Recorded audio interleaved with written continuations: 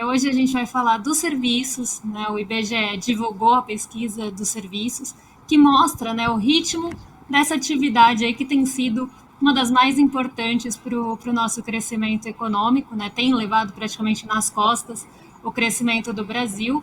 E aqui a gente tem dois pontos, eu acho que é importante destacar. Eu vou trazer aqui primeiro, né, os dados dos serviços.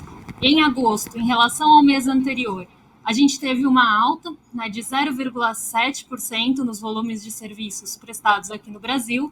Então, a gente continua essa tendência de alta dos serviços que já vinha sendo aí acompanhada, né? Então, a gente vê que continua essa trajetória, é o quarto mês consecutivo que a gente tem uma alta no setor. Em relação a agosto de 2021, então o mês contra o mês do ano anterior, o crescimento foi de 8%, né? E aí é o ponto que eu acho que a gente tem que prestar atenção, né? Quando a gente olha o comportamento do gráfico, né, do volume de serviços aqui no Brasil, a gente vê que em 2021, como a gente teve a retomada da pandemia, né, os serviços voltaram a ser prestados aí com uma maior intensidade, a gente tem um pico ali, né, em agosto, em setembro ali de 2021. Então, a gente tem um pico em relação ao ano anterior, que acontece por conta dessa retomada dos serviços na economia. Depois, quando a gente começa a passar para o começo de 2022, esse ritmo ainda se mantém.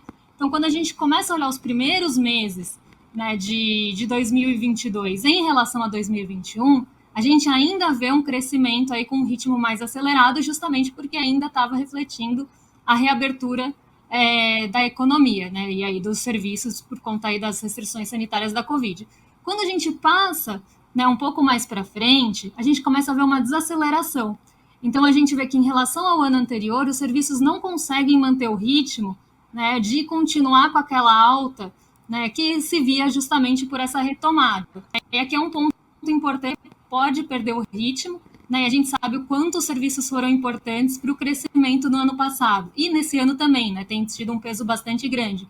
E um outro ponto, né, que eu gosto de chamar a atenção aí em relação aos serviços, né, que quando a gente olha o setor, ele é um setor que acaba tendo uma precarização um pouco mais do trabalho, onde a gente tem negociações normalmente salariais aí que tem menor reajuste da inflação, né, onde a gente tem aí alguns serviços que acabam sendo, né, prestados mais sem uma proteção de previdência ou algo assim. Então, a gente vê uma precarização, né, uma informalidade grande nos serviços também, onde tem os menores salários, né, onde tem justamente os menores reajustes normalmente. Então, é um setor que ele acaba tendo um crescimento importante para o Brasil, mas quando a gente pensa no trabalhador do setor de serviços, né, a gente precisa ter um olhar um pouquinho aí, um pouco mais aprofundado. Daí um outro ponto também que eu acho que vale a pena a gente conversar, principalmente quando a gente olha os serviços em relação ao comércio, né, que foi algo que a gente trouxe aí na semana passada, a gente vê que dentro dos serviços, quando o brasileiro tem alguma renda, né, então está tendo alguma sobra de renda, ele não está usando no comércio, ele não está comprando coisas, mas ele está preferindo fazer aí um lazer com a família. A gente vê isso, inclusive, nos setores que se destacaram, né, os serviços prestados à família. Ele acaba tendo um papel importante aí nos últimos meses. Então, a gente vê que no momento que o brasileiro tem renda, ele não consegue usufruir os dois. Então, ele acaba optando por lazer e serviços nesse momento. E isso acaba também prejudicando o comércio. Então, essa restrição de renda do brasileiro está fazendo com que a gente tenha que escolher o que vai fazer aí no momento de lazer, ou, por exemplo, num Dia dos Pais, algo assim.